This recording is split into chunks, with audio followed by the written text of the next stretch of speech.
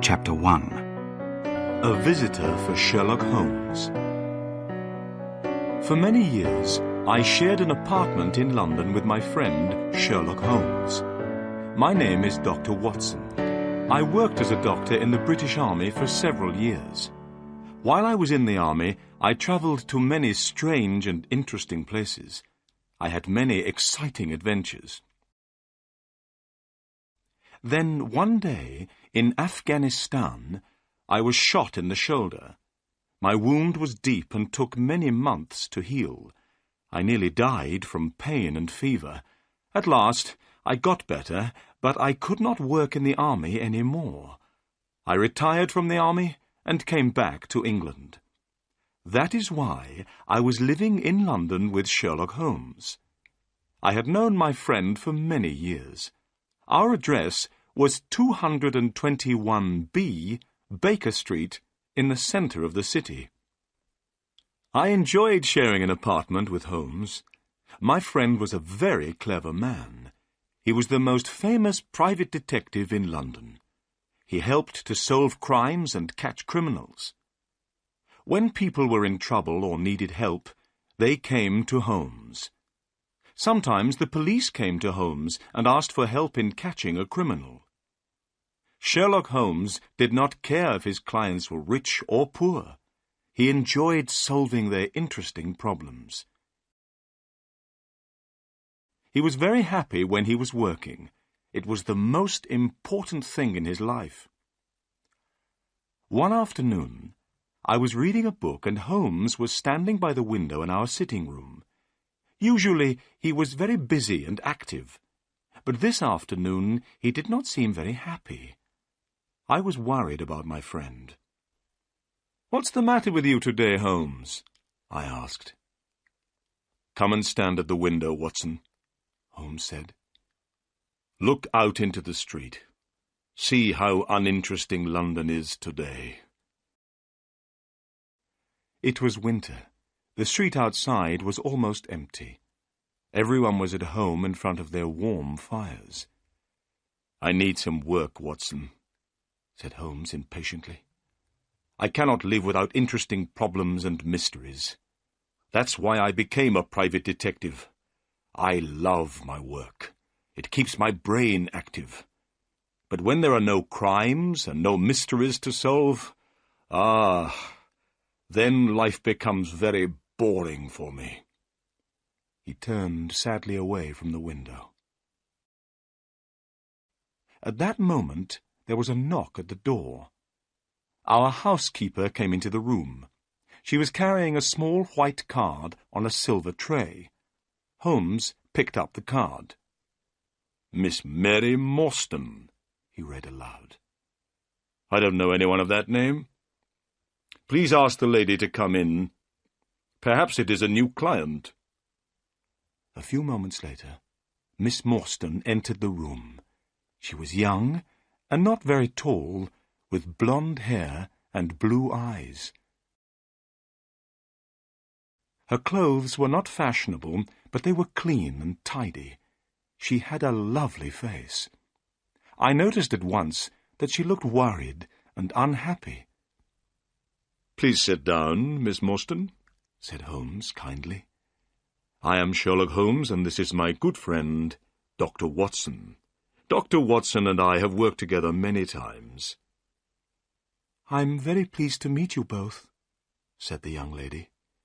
Then she turned to Holmes and looked at him with her lovely blue eyes. "Mr. Holmes, I've heard that you give people good advice. I'm not a rich woman, but I hope you can help me too. Something very strange has happened. Mr. Holmes, I need your help." Chapter 2. Miss Morstan's story. Holmes rubbed his hands together excitedly. His eyes shone, and he leant forward in his chair. "Tell us your story," he said. Miss Morstan began her story, and we listened. "My father," she began, "was a captain in the army. When I was very young, he was sent to India. My mother was dead, and I had no other relatives in England. So, while my father was away, I was sent to school.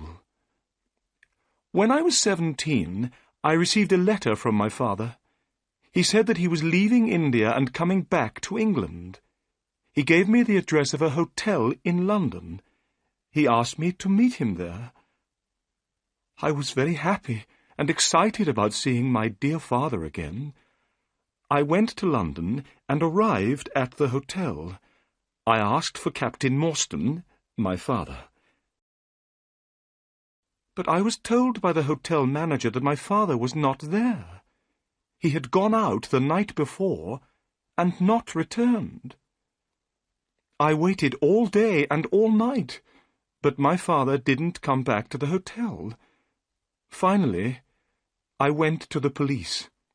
They advertised for Captain Morstan in all the newspapers, but without success. I never saw my dear father again. Miss Morstan began to cry. Holmes opened his notebook. "What was the date that your father disappeared?" he asked. "It was the 3rd of December, 1878. Nearly 10 years ago." "What happened to his luggage?" "It was still at the hotel," replied Miss Morstan.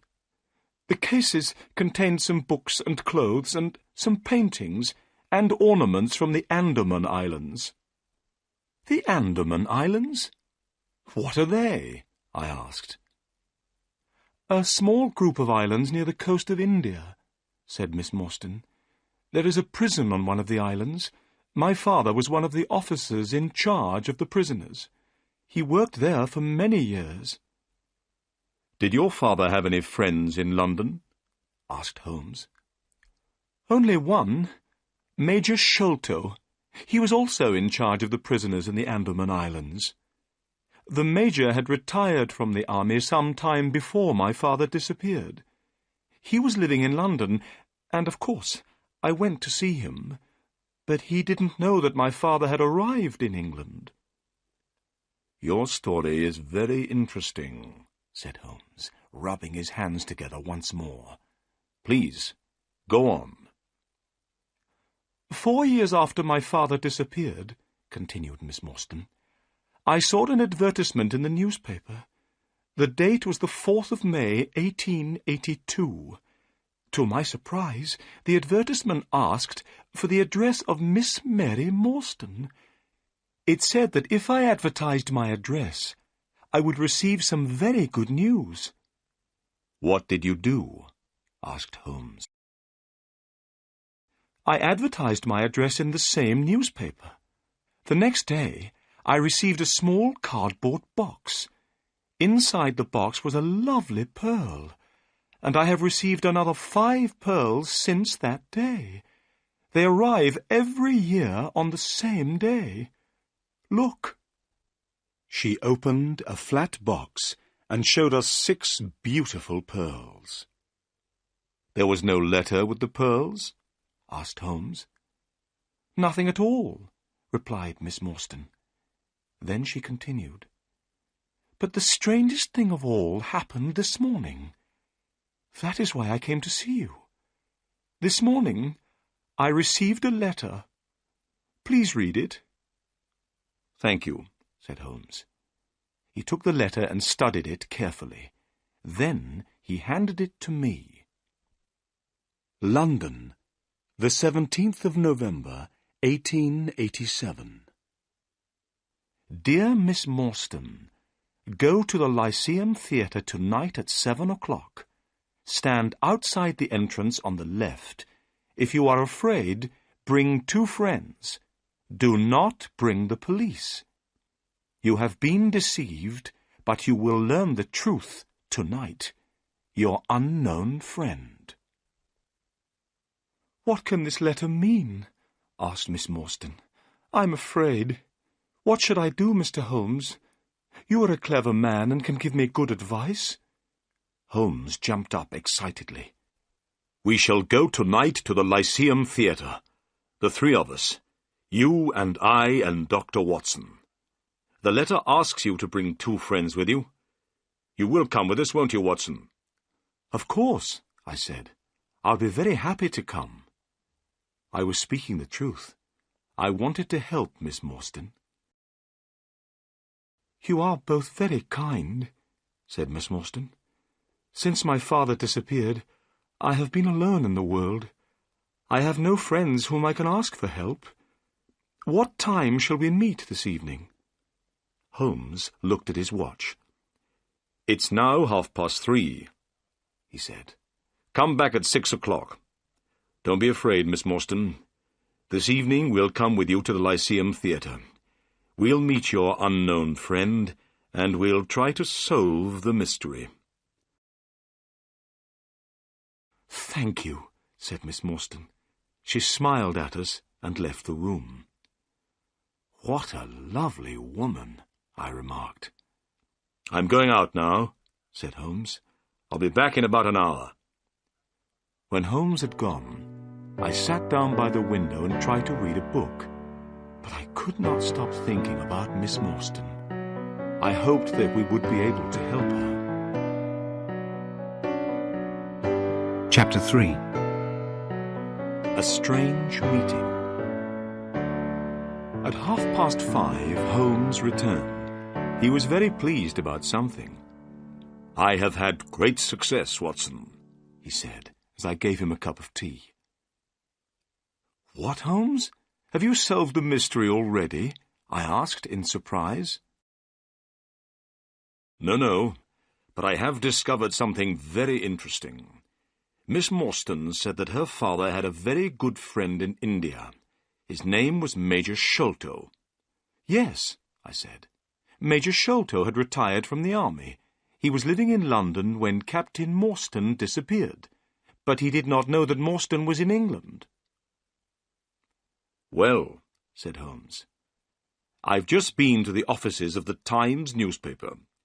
I looked through the old copies of the newspaper, and I discovered that Major Sholto died on the 28th of April, 1882. "Perhaps I'm very stupid, Holmes, but I don't see why this discovery is interesting." "Listen," Holmes said. "Captain Morstan disappeared. He had one friend in London, Major Sholto. But Major Sholto said that he didn't know that Captain Morstan was in London. 4 years later, on the 28th of April, 1882, Sholto died.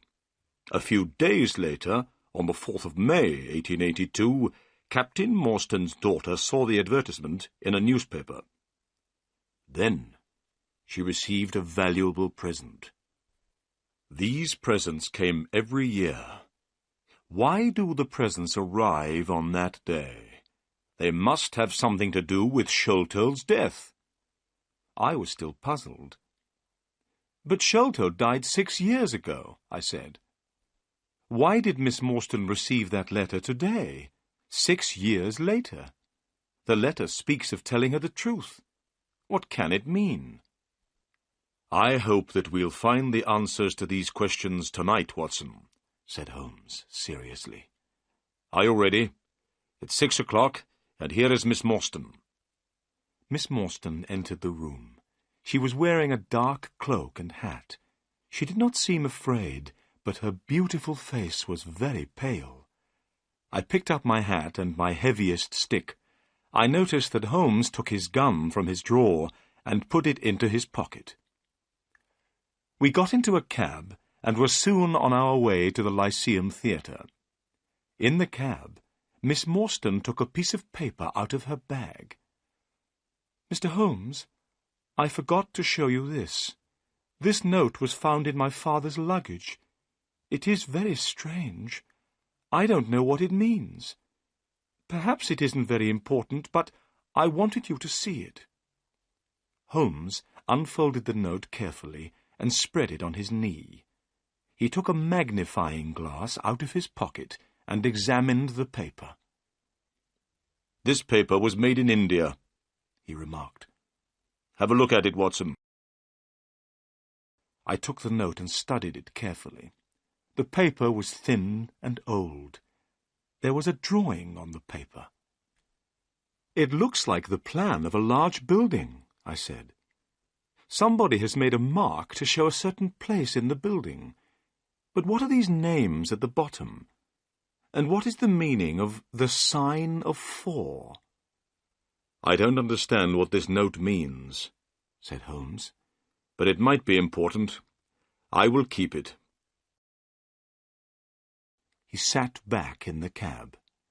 Miss Morstan and I talked quietly together, but Holmes did not say anything. I knew he was thinking hard. It was getting dark, and the people in the streets were hurrying home from work. I was feeling a little afraid. I wondered what kind of person we would meet at the Lyceum Theatre. There were many people outside the theatre. Everyone was meeting friends and going in to see the play.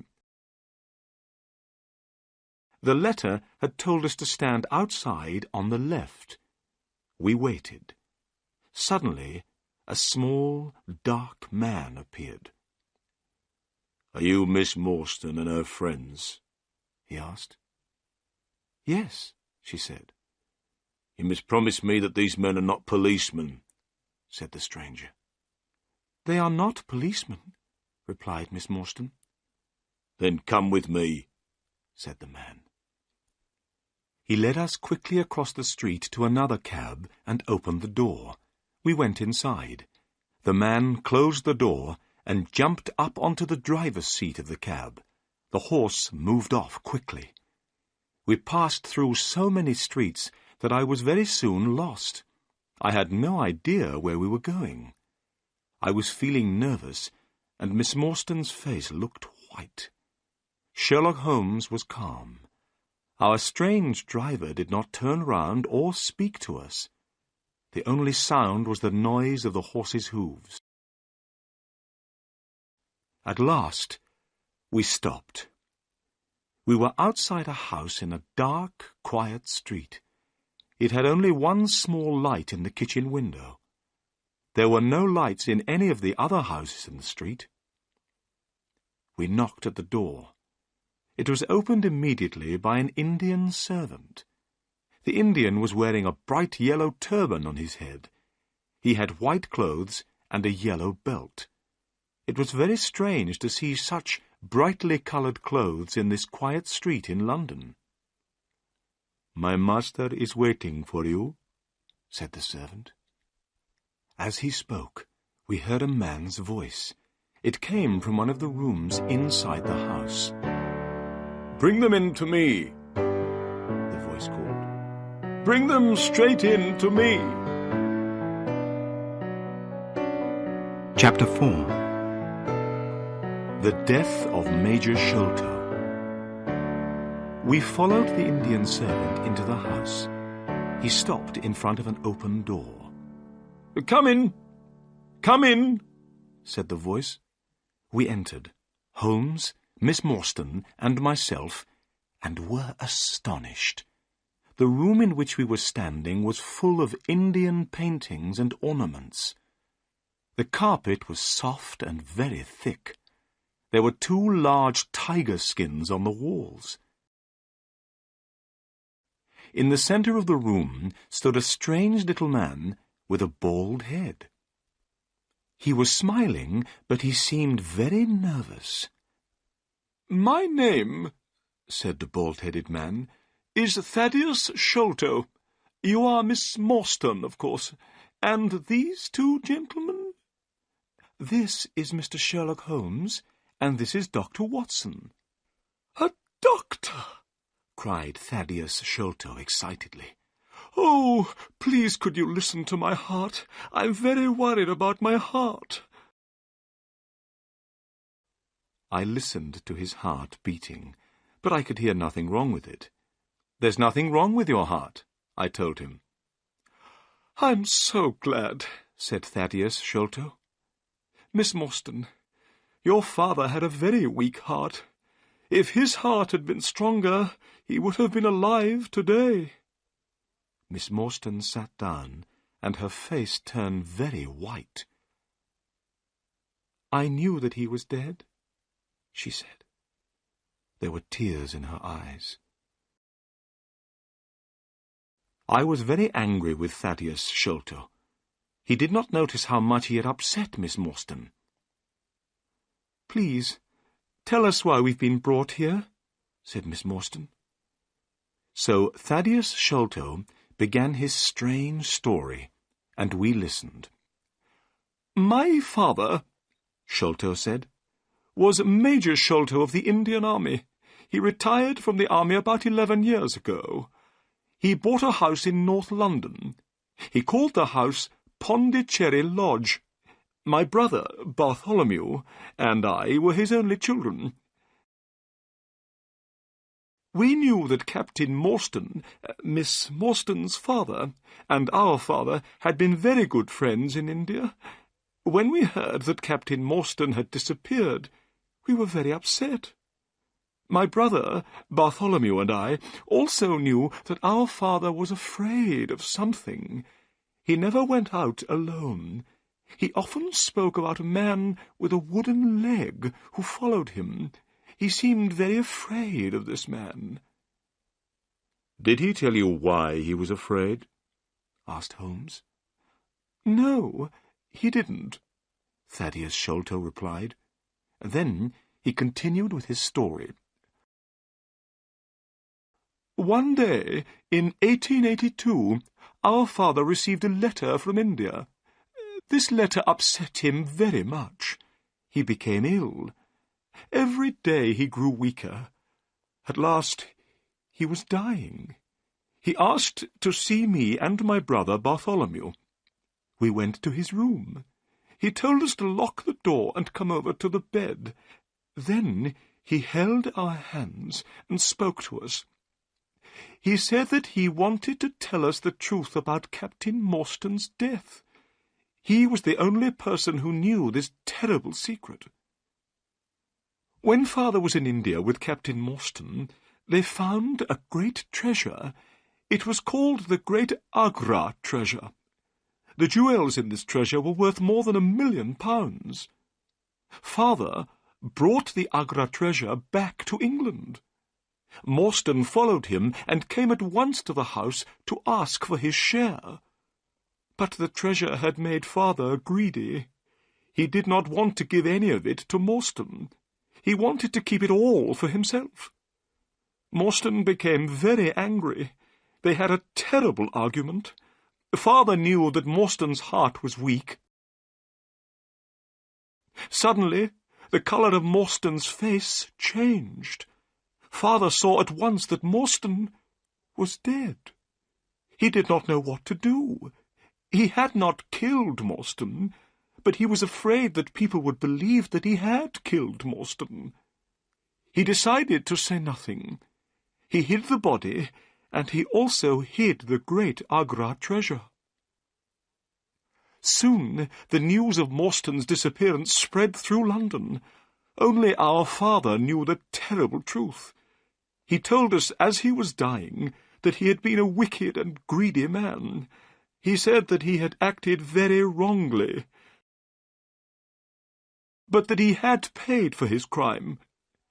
The Agra treasure never brought him happiness, only fear and guilt. Then he told us that Captain Morstan had a daughter called Mary. He asked us to listen carefully. Then he began to tell us where he had hidden the treasure. At that moment, a terrible change came over our father's face. He pointed at the window and cried out in a voice full of fear, "Keep him out! Keep him out!" My brother and I stared round at the window. We saw a horrible face looking in through the window. It was wild and had a black beard and cruel eyes. We rushed to the window, but the man had gone. When we went back to the bed, Father was dead. "What did you do then?" asked Holmes. "We ran out into the garden," replied Sholto. "We looked everywhere, but we found nothing. In the morning, we went to our father's room, we found that someone had been in the room during the night. There was a piece of paper on the bed beside my father's body, and on this paper some words were written. These words were, "The sign of 4." Chapter 5. The Great Agra Treasure. Holmes, Miss Morstan and myself looked at each other in surprise. My body felt cold with fear. The same words, "The sign of 4, were written on that strange note in Captain Morstan's luggage," said Holmes. "What can it mean?" I whispered. Miss Morstan turned to Thaddeus Sholto. "Why did you send me the pearls?" she asked. "On the table, beside our father's bed, was a gold cup," Sholto answered. "It was decorated with 6 pearls. Our father had told us that this cup was part of the Agra treasure. He had wanted us to share the treasure with you. So we found your address and sent you the pearls, one by one." "That was very kind of you, Mr. Sholto," said Miss Morstan. "Not at all," said Sholto. "But now I am going to tell you something very exciting. Yesterday, my brother and I found the great Agra treasure."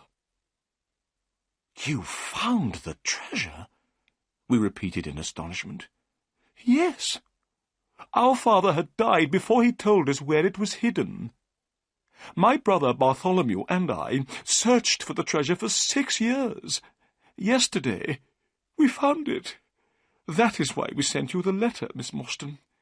We have found the treasure, but half of it belongs to you."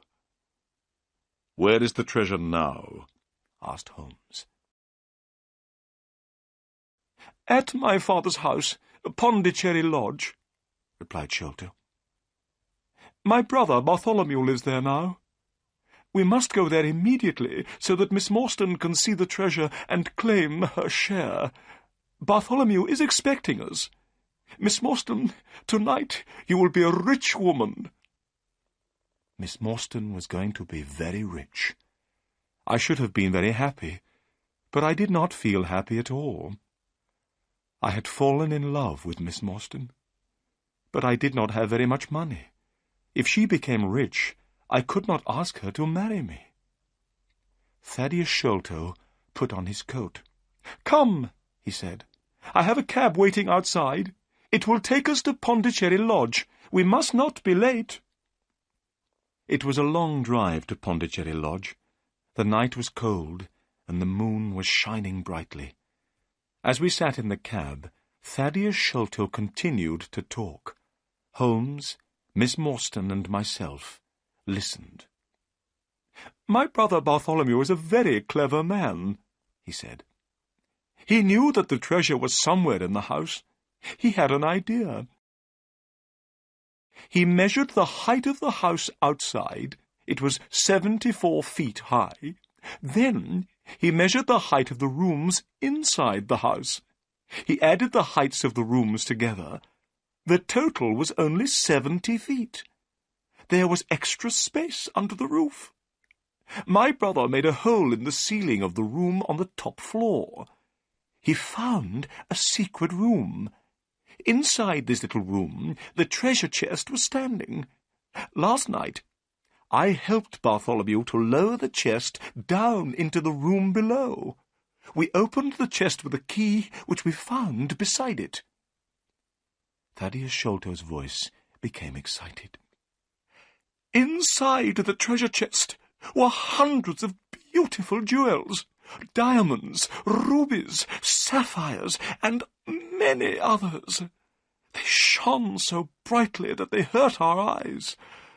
Miss Morstan, the Agra treasure is really wonderful. But here is Pondicherry Lodge. We have arrived. Soon you will see the treasure for yourself." It was now nearly 11 o'clock. Pondicherry Lodge was a big house with a high wall around it. Everything was black and silent. There was no light except the moonlight. "This is very strange," Thaddeus Sholto said nervously. "I don't understand why there are no lights. My brother Bartholomew is expecting us, but the house is dark." We walked up to the house. Suddenly we heard a noise coming from inside that great black house. It was the sound of a woman crying. "The only woman in the house is the housekeeper," said Sholto. "Something is wrong." We hurried to the door and knocked. A tall old woman opened it. Her face was white with fear. "Oh, Mr. Thaddeus, I'm glad you've come," she said. "I'm very frightened. Come into the house, Mr. Thaddeus. Oh, I'm glad that you're here. Something terrible has happened to your brother." Chapter 6. A terrible murder. Thaddeus Sholto began to shake with fear. His face was very white. "What do you mean?" he asked the housekeeper. "What is the matter with my brother?" "He locked himself in his room. He was there all day. When I knocked on the door, he would not answer me," she said. "I knew that something must be wrong. A short time ago, I went upstairs. I looked through the keyhole of the door of his room. I saw your brother's face, Mr. Thaddeus. It looks terrible. You must go up, Mr. Thaddeus. You must go up and see for yourself." The housekeeper started to cry again. "You must all go upstairs," said Miss Morstan. "I'll stay here and look after this poor woman." We left the two women, Miss Morstan and the housekeeper, downstairs. Holmes took the lamp and led the way. Thaddeus Sholto and I followed him. We climbed up the stairs. There was a passage at the top of the stairs. At the end of the passage was a door. Thaddeus Sholto pointed to this door. "That's the door of my brother's room," he whispered. We hurried forwards. Holmes turned the handle, but the door was locked. Then he bent down and looked through the keyhole. He stood up again, quickly. "My God!" he cried. "It's the work of the devil." I bent down and put my eye to the keyhole. I felt very sick and afraid. The bright moonlight was shining into the room. I could clearly see a face. This face was looking straight at me. It did not move. There was a horrible smile on the face. "This is terrible," I said to Holmes. "What shall we do?" "We must break down the door," he replied. We threw ourselves at the door, and it broke with a sudden crack. We were inside Bartholomew Sholto's room. Bartholomew Sholto was dead. He was sitting in a chair by a table. His body was stiff and cold. I could see that he had been dead for many hours. The dead man's body was twisted with pain. There was a horrible smile on his face. There was a piece of paper on the body. Holmes picked it up and read it. "Look," he said. In the light of the lamp I read with horror, "The sign of 4." "What does it mean?" I asked. "It means murder," Holmes replied. He pointed to Bartholomew Sholto's ear. "Look." I looked. I saw something sticking in the dead man's skin near his ear. "It looks like a thorn," I said. "It is a thorn," said Holmes. "You can take it out, but be careful. It is poisoned." I took the thorn between my finger and thumb. I pulled it away easily from the dead man's skin. I looked at it. It was hard and sharp. I saw that it had poison on it. "So, this is how Bartholomew Sholto died," I said. "What a terrible death! But who killed him, and why?" We had forgotten about Thaddeus Sholto. He was still standing in the doorway. Suddenly he gave a cry. "The treasure has gone," he said. "They've stolen the treasure. Look! Do you see that hole in the ceiling? We lowered the treasure down through that hole last night. After I had helped my brother with the treasure, I left him here in this room. I was the last person to see my brother alive. I heard him lock the door as I came downstairs." "What time was that?" asked Holmes. "It was 10 o'clock, and now my brother Bartholomew is dead, and the great Agra treasure has gone." Chapter 7. The Tiny Footprints. "Go to the police station, Mr. Sholto," said Holmes. "Ask the police to come quickly. Dr. Watson and I will wait here." Thaddeus Sholto turned away. We heard him going downstairs. "Now, Watson," said Holmes, "we have some work to do before the police arrive. We must find out how the murderer got into the room. The door was locked, but what about the window?" He carried the lamp to the window and examined the window-sill carefully. "Look," he said. "Someone has come in by the window. Here is the print of a foot on the window-sill. And here is a round mark. And look, on the floor. Here is another footprint and another mark. And again by the table. See, here, Watson." I looked at the marks. Some were footprints, but some were in the shape of small circles. "Those are not footprints," I said. "No," replied Holmes. "They are the marks made by someone with a wooden leg."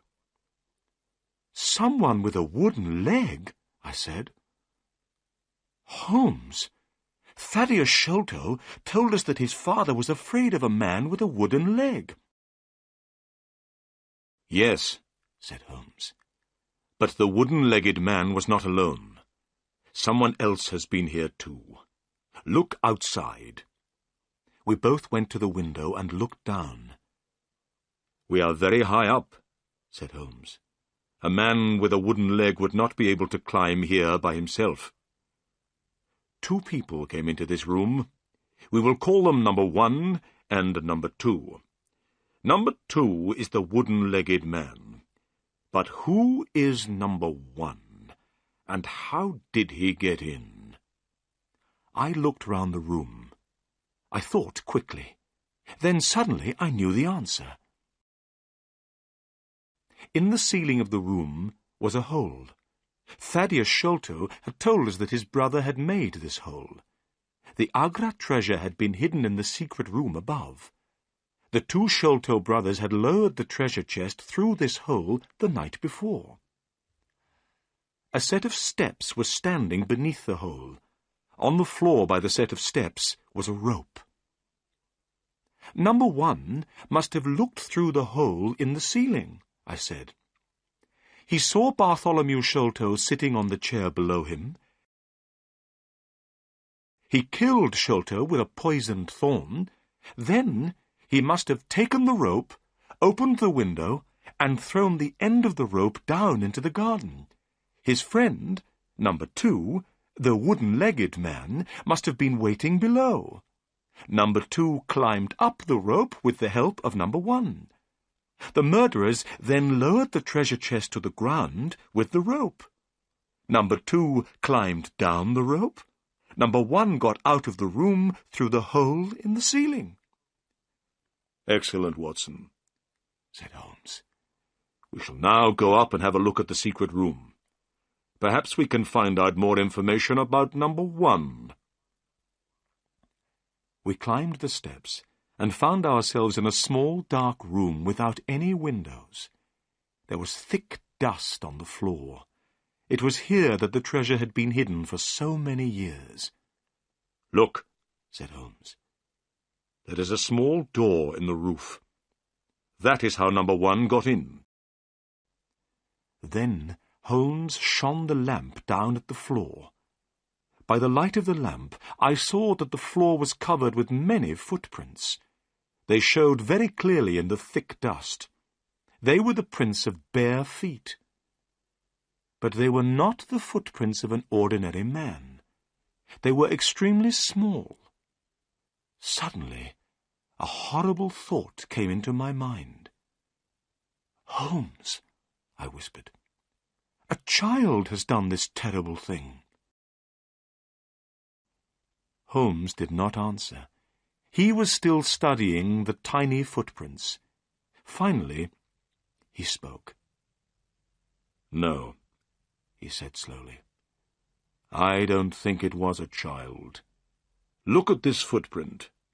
Look at the marks of the toes. They are very wide apart. It is not a child's footprint.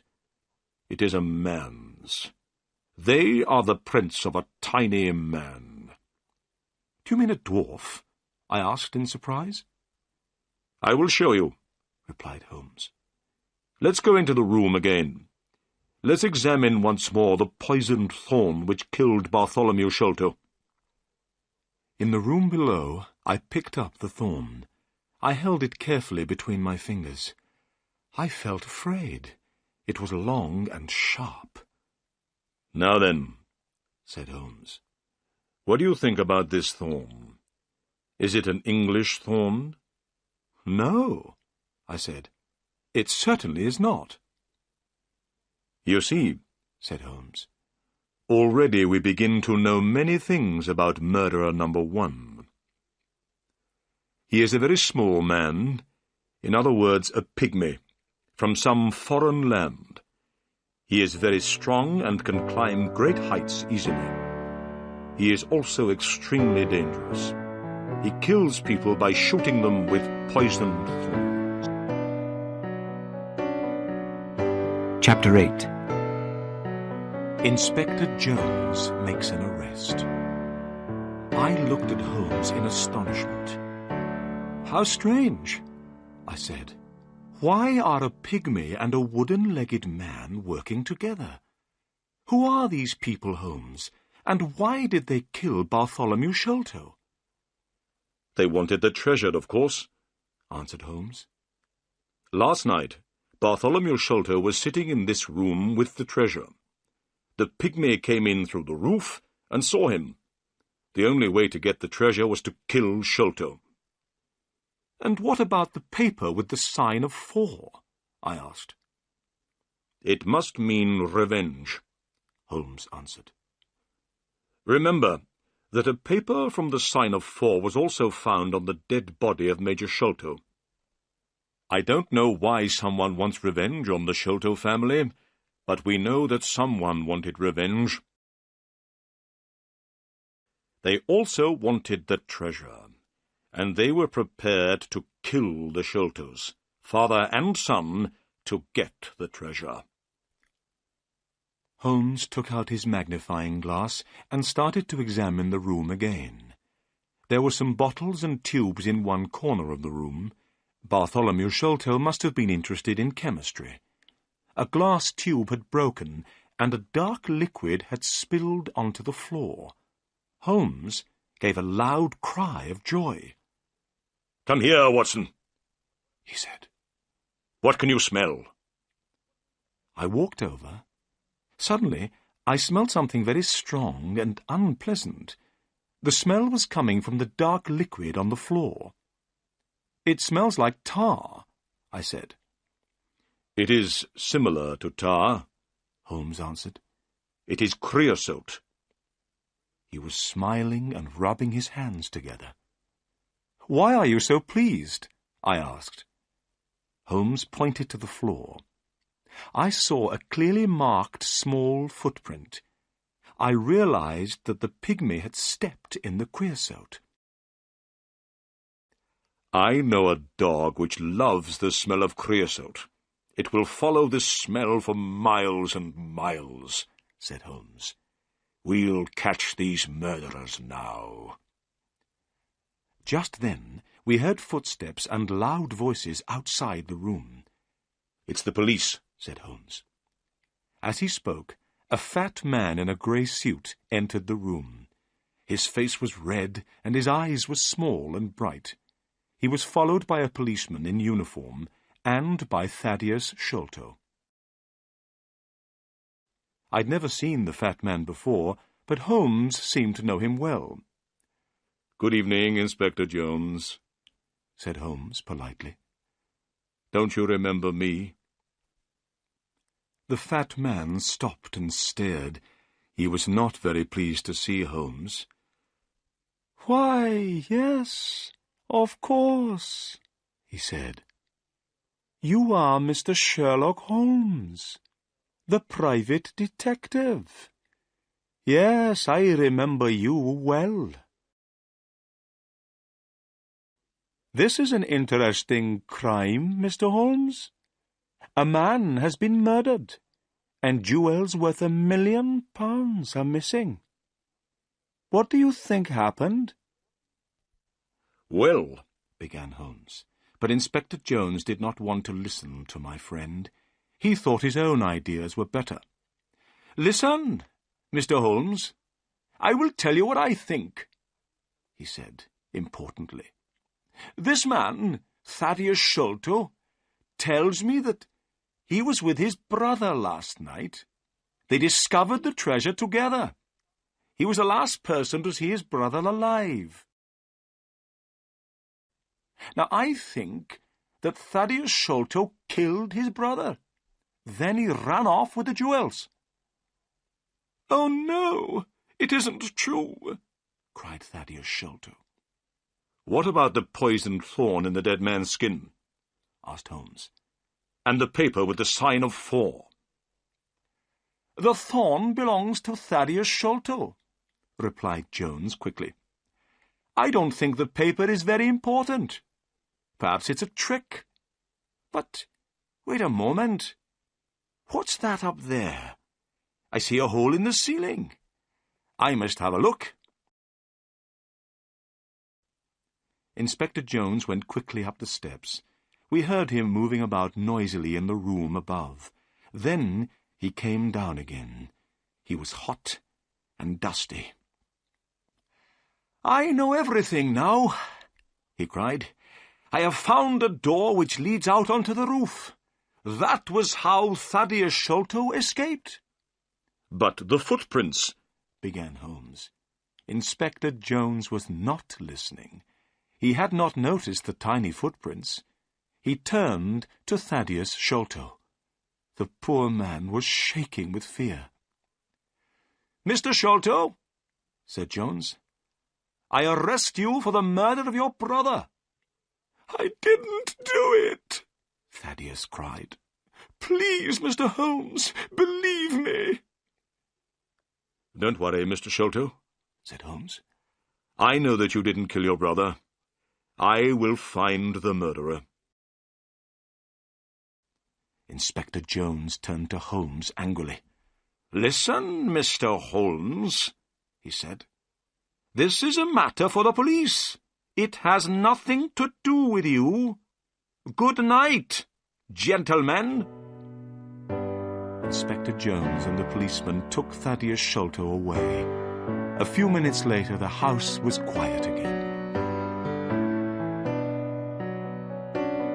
Chapter 9. The dog that loved creosote.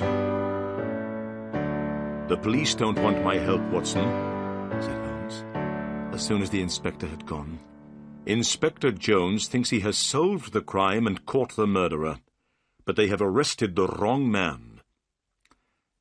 I agreed with Holmes.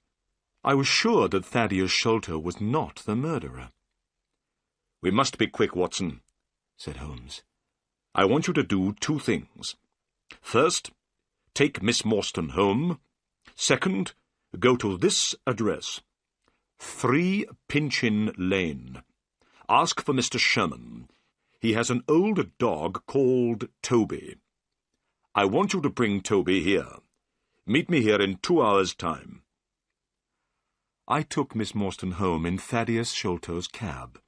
She was very upset by what had happened and spoke very little. I promised that I would visit her the next day.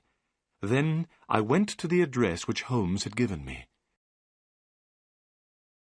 It was the middle of the night, and the streets of London were black and silent. As the cab went along, I thought about everything that had happened. We had discovered the truth about some things.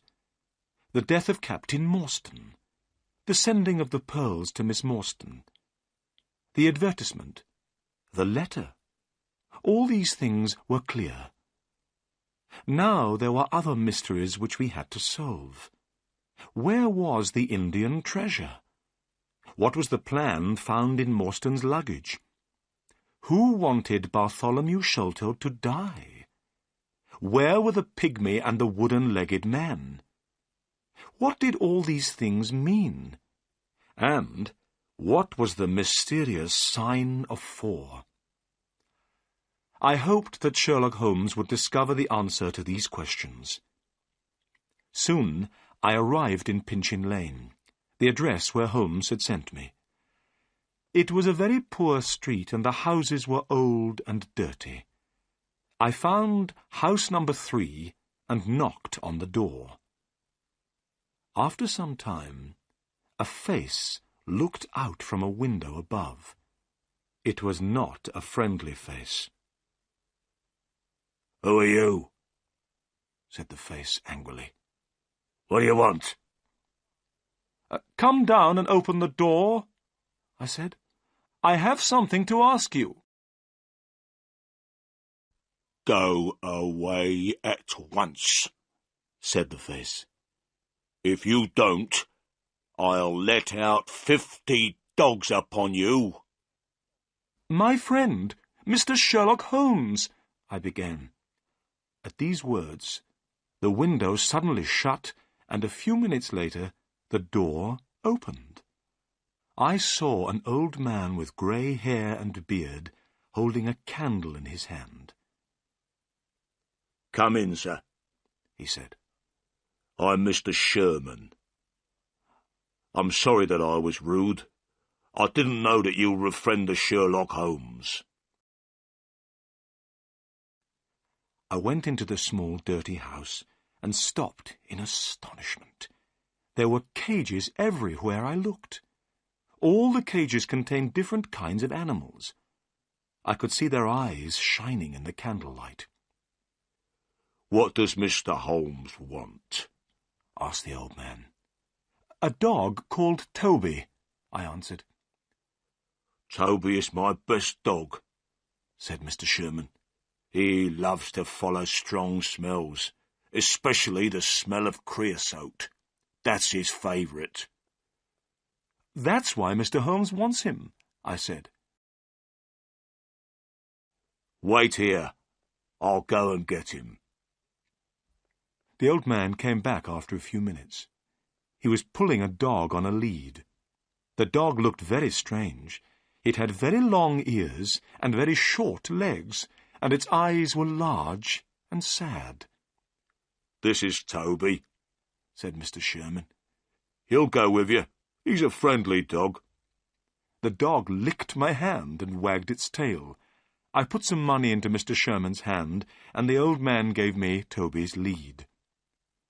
When I got back to Pondicherry Lodge, I found Sherlock Holmes standing outside the door.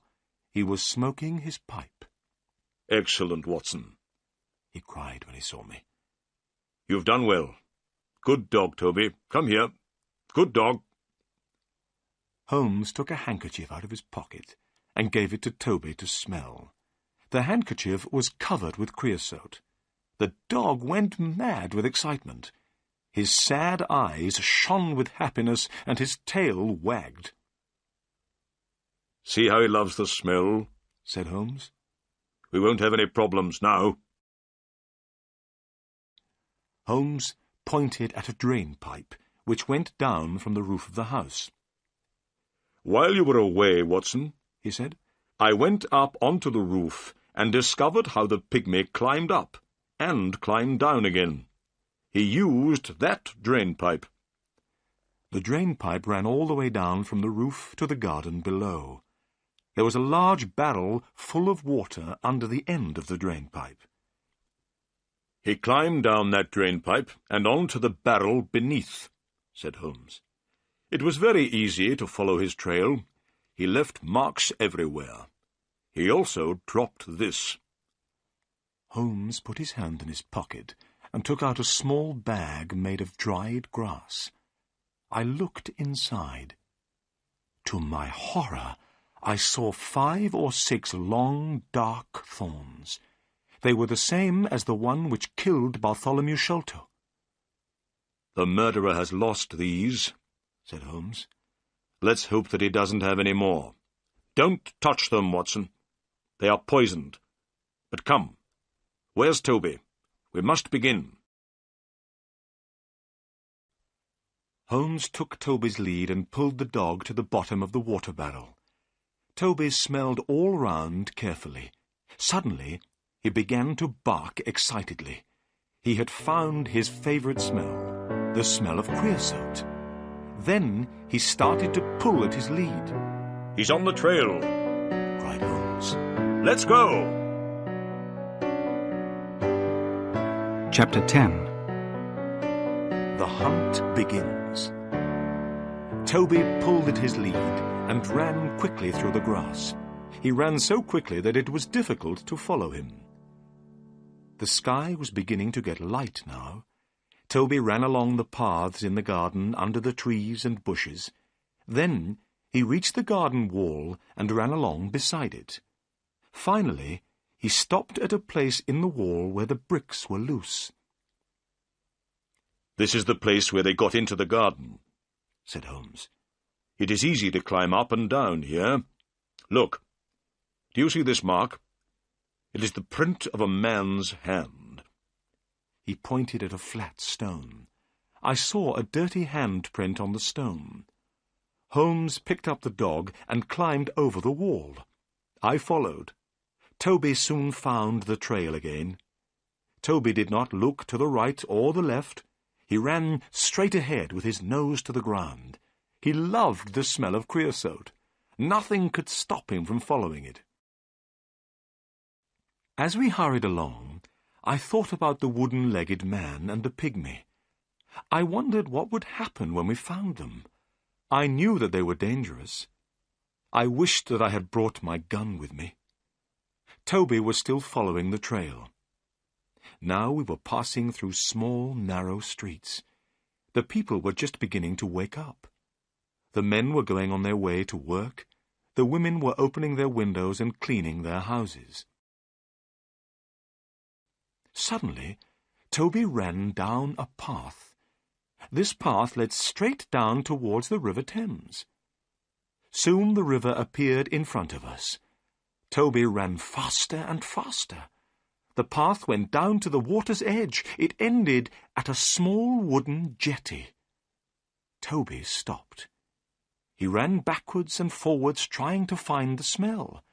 He looked up at us sadly with his large eyes. He did not know what to do.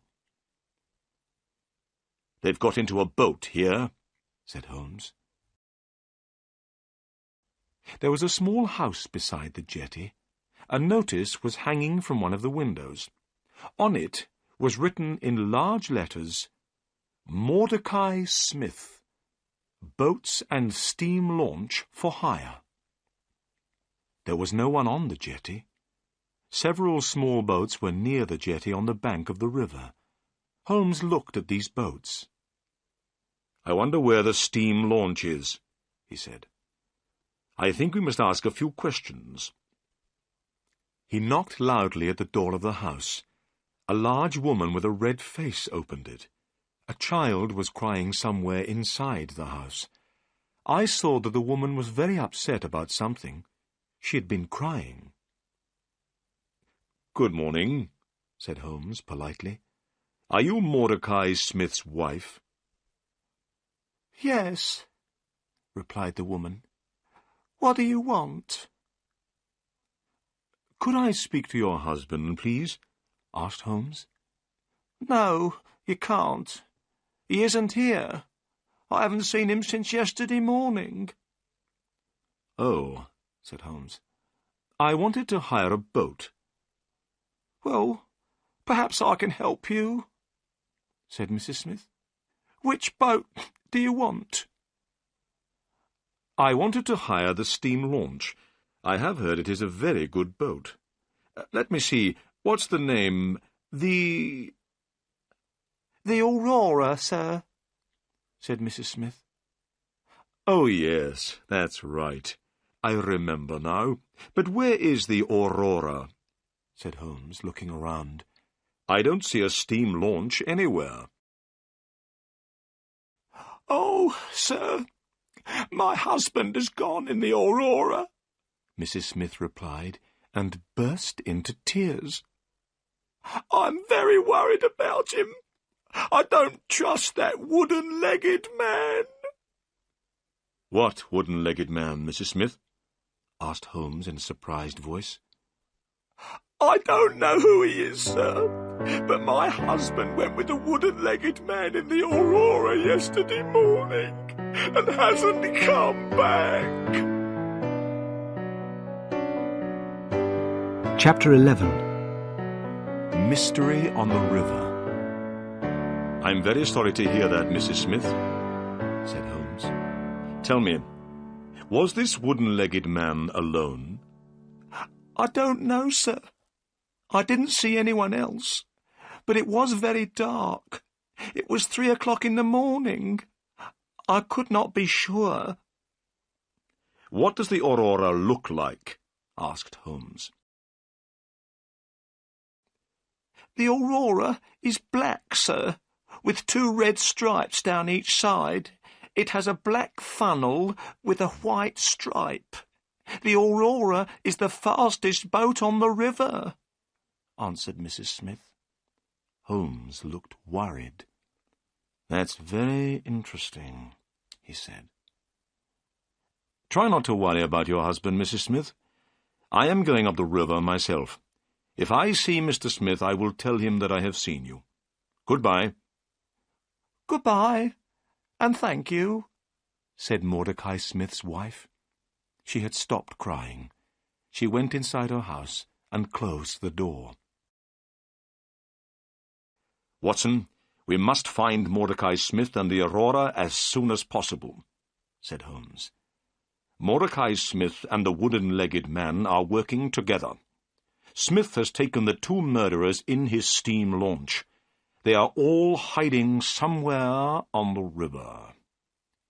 "It will be easy to find them," I said. "You must tell the police at once." Holmes shook his head. "No. I don't want these criminals to know that anyone is looking for them. They will try to escape again." "I have a better idea," Holmes went on. "I have many agents everywhere up and down the river. These agents are clever. I pay them to bring me information. They always know what is happening on the river. I will ask my agents to look for Mordecai Smith and the Aurora. But you look tired, Watson. Let's go home and have breakfast." It was now nearly 8 o'clock in the morning. I did feel very tired. I was glad to go home to Baker Street. When I had a bath and changed my clothes, I came downstairs to breakfast. Holmes was drinking coffee and reading a newspaper. "Look, Watson," he said. "Here is a report about the murder of Bartholomew Sholto at Pondicherry Lodge, and about the arrest of Thaddeus Sholto by Inspector Jones last night." I took the paper and read the report. I felt sorry for Thaddeus Sholto. Inspector Jones had made a stupid mistake by arresting him. I knew that Sholto was not guilty of the murder of his brother. I hoped that we would be able to help Thaddeus. But would we be able to find the murderers? Suddenly, there was a loud knock on the door. A few minutes later, 12 children ran into the room. Their clothes were dirty and ragged. They had no shoes on their feet. Their hair was untidy, and their faces had not been washed for a very long time. But they seemed happy and cheerful. "Good morning, Mr. Holmes," said the children together. "Who are these children, Holmes?" I asked in astonishment. Holmes laughed. "These are my agents," he said. "I sent a message for them to come. Look at them. They can go anywhere, see everything, hear everything. Nobody is afraid of children." Holmes gave each of the children some money. Then he told them what he wanted them to do. "You must find a steam launch called the Aurora," he said. "It is on the river somewhere, and belongs to Mordecai Smith. The Aurora is black with 2 red stripes down each side. It has a black funnel with a white stripe. You must find it. Now go." The children ran out of the room, all talking together. They went down the stairs and out into the street. "My agents will find Mordecai Smith and the Aurora," said Holmes. "Now, we must wait." Chapter 12. Inspector Jones receives a telegram. We had not slept all night, and I was very tired. I went to bed and woke late in the afternoon. I felt much better. I went downstairs. Holmes was reading a book. I saw at once that he was worried. "Is there any news?" I asked. "Nothing at all. I can't understand it. I am very surprised and disappointed. My agents say that they cannot find the Aurora." "Can I do anything to help?" I asked. "Nothing." "Then I'll take Toby back to Pinchin Lane. Then I'll go and see Miss Morstan and tell her what has happened." I went to Miss Morstan's house. She looked very pleased to see me. I told her that we had not found the treasure yet, but she did not look disappointed. I was surprised about this, but I was also very pleased. I said good-bye to her and drove back to Baker Street. I went to bed, but I could not sleep. I was thinking about Miss Morstan. I wanted to ask her to marry me. All night I heard Holmes walking up and down in his room. Next morning he looked tired and ill. "My agents cannot find the Aurora," he said impatiently. "They have searched the whole river. The Aurora has disappeared." We waited all that day, but there was no news. The next day I woke early. It was still dark. To my surprise, Sherlock Holmes was standing by my bed. He was dressed and ready to go out. "I have had an idea, Watson," he said. "I am going up the river myself. Perhaps I can find the launch. You must stay here. There may be some messages." Holmes left without another word. That day, the time passed very slowly. I picked up a book but was unable to read it. I was thinking all the time about the wooden-legged man and the pygmy. Where were they? Why could Holmes not find them? I was worried about my friend. I knew that he was a clever detective, but perhaps this time he would not be able to catch the murderers. At 3 o'clock in the afternoon, I had a visitor. It was Inspector Jones, the police officer. I was astonished. Inspector Jones had changed completely. 2 days ago, he had been very rude to Holmes. He had not wanted his help. Now, he was very quiet and polite. "Good afternoon, Dr. Watson," said Inspector Jones. "I'm afraid that I made a bad mistake. I have had to let Thaddeus Sholto go. Sholto has proved that he was at a friend's house when his brother died." Inspector Jones looked so sad that I began to feel sorry for him.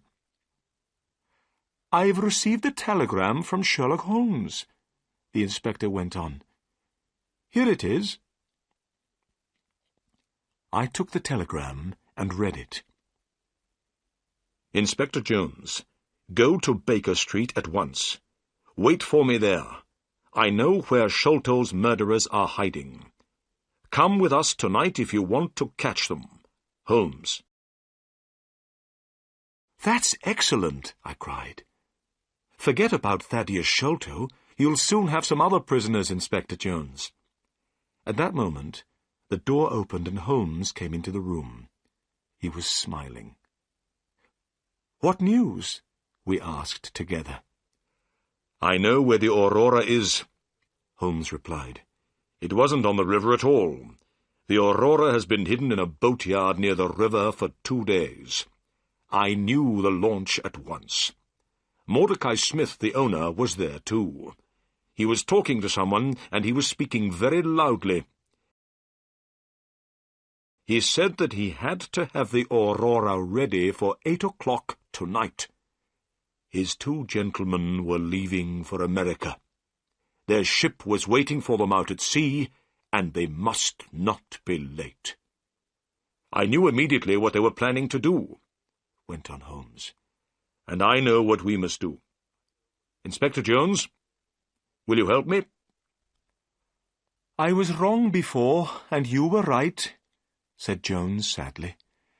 "I didn't listen to you then, but I'll help you now." "Good," said Holmes. "We need a fast police launch, as fast as the Aurora.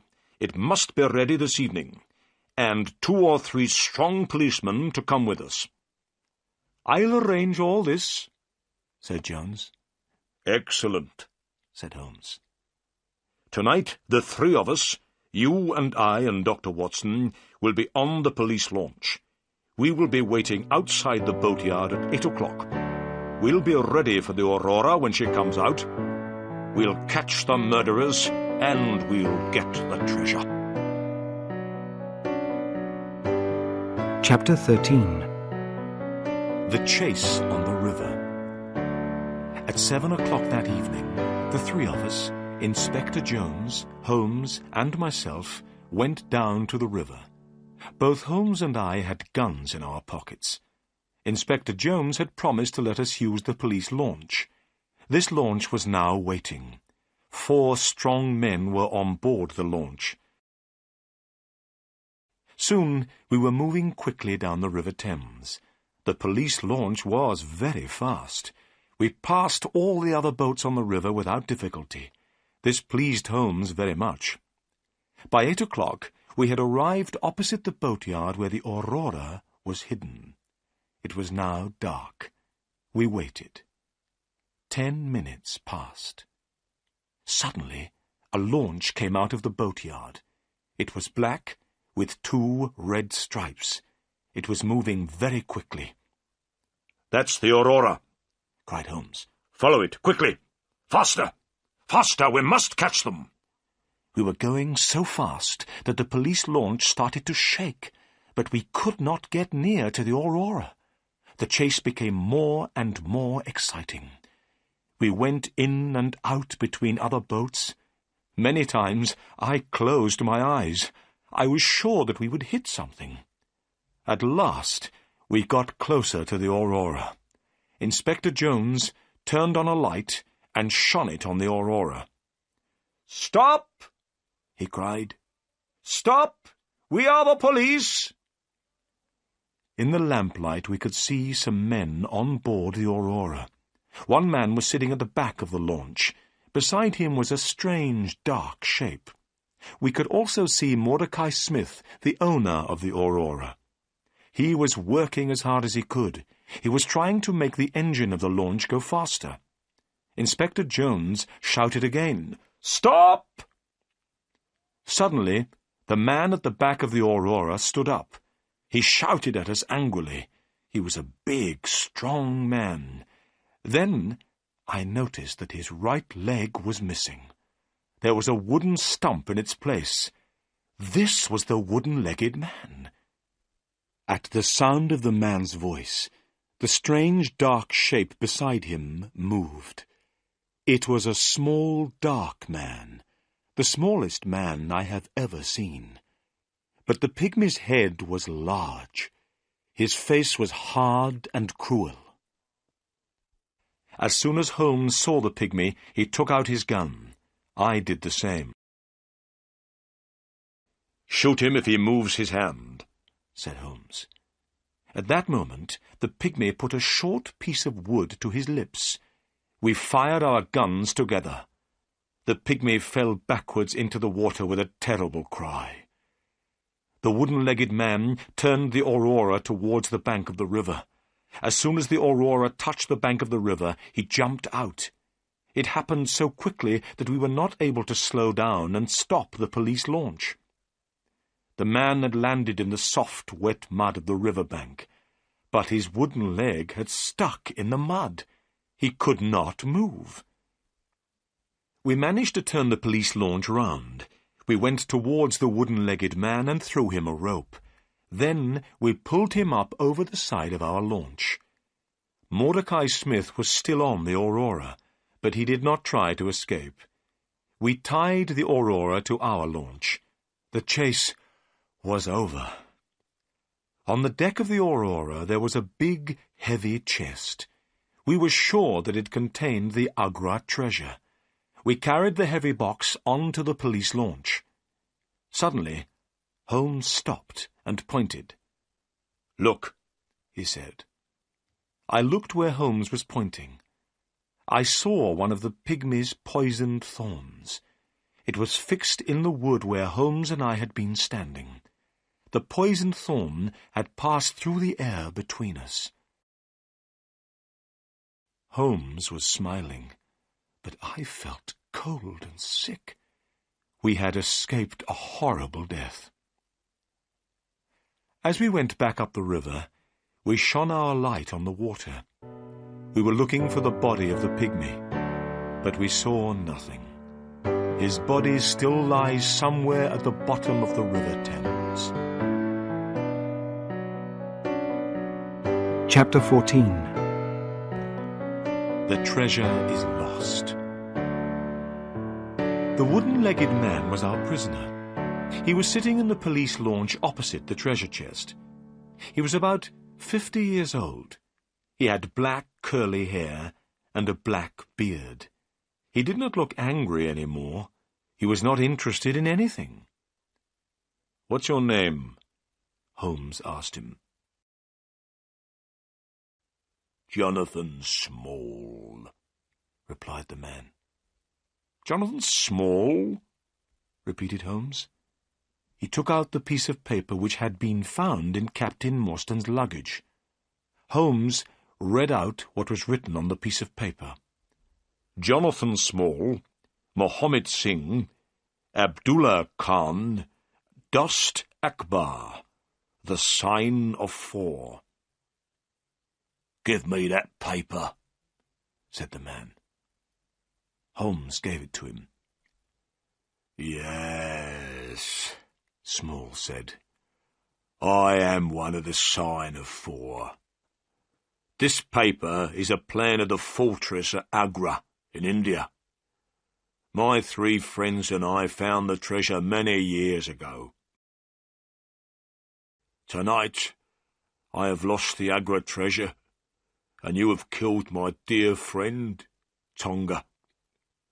I'm not sorry about the deaths of Sholto and his son. I'm not sorry about anything. Do what you like with me." "You will tell us your story later," said Holmes.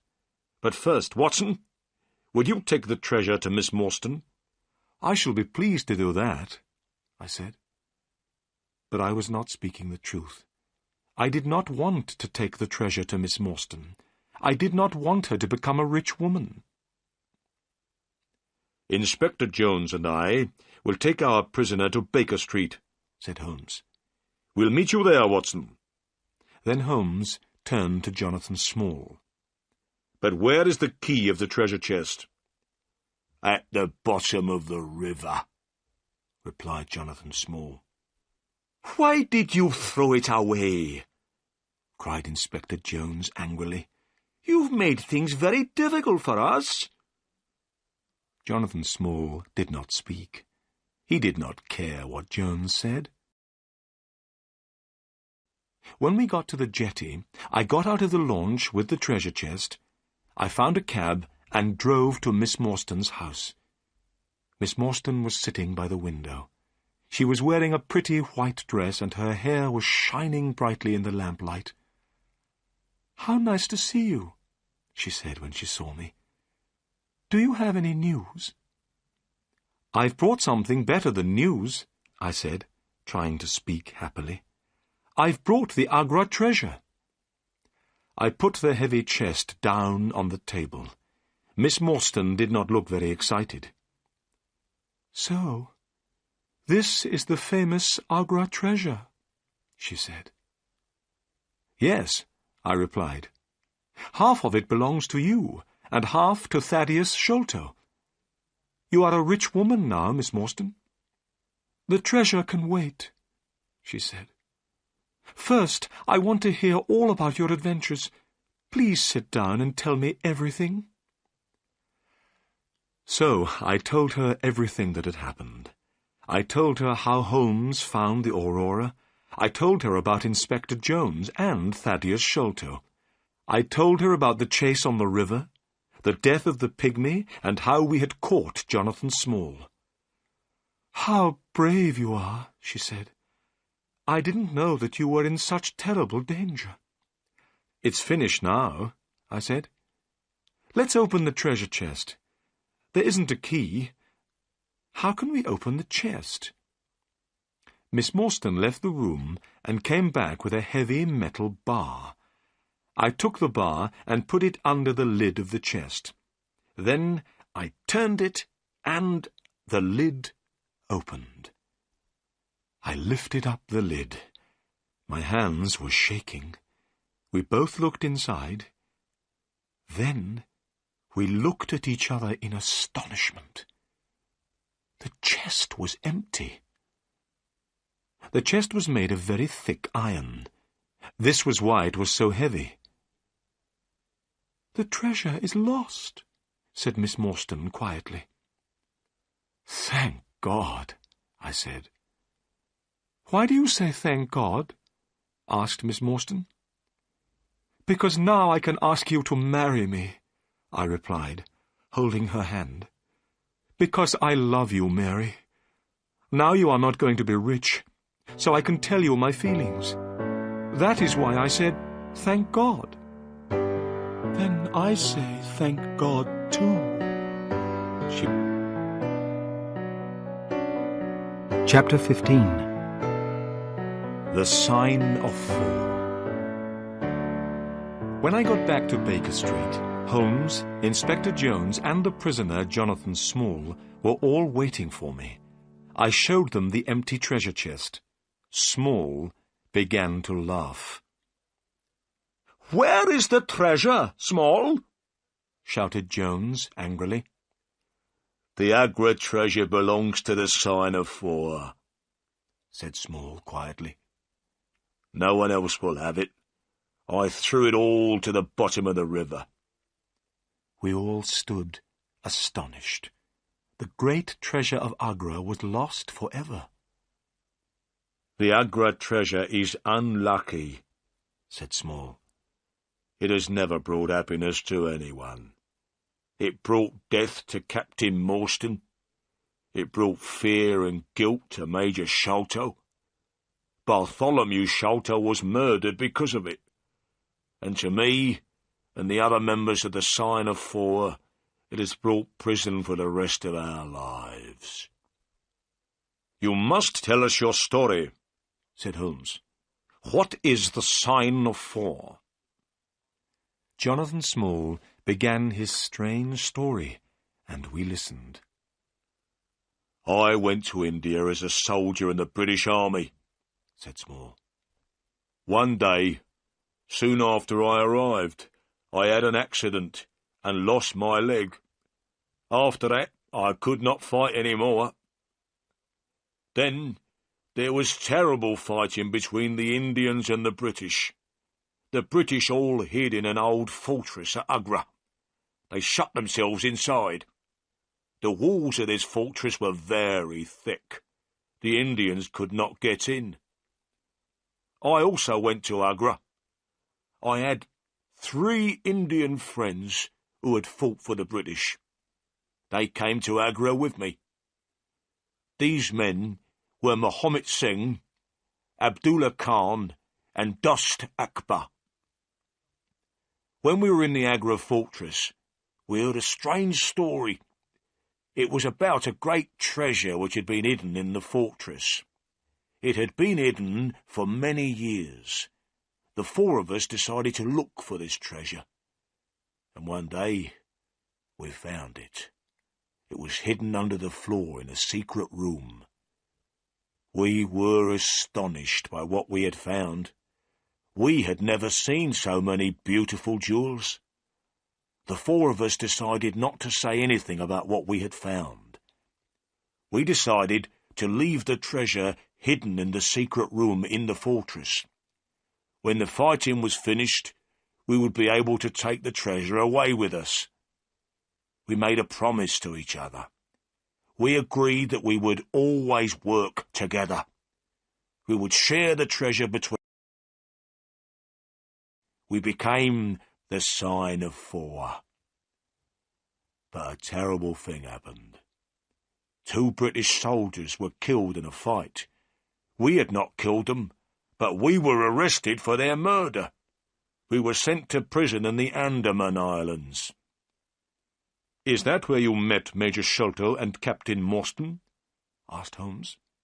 "Yes," said Small. "Sholto and Morstan were the officers in charge of the prisoners there. We were in a terrible situation. We knew where the Agra treasure was, but we were not able to go and get it. We were prisoners. Also, we were afraid that someone else might find the treasure. We did not know what to do. At last, we told Sholto and Morstan about the great treasure. We asked them to help the 4 of us to escape. When we were free, we would get the treasure and share it with them. But Sholto said that he did not believe us. He said he did not know if we were speaking the truth. Sholto did not know if the treasure would be there. He said he would go to India.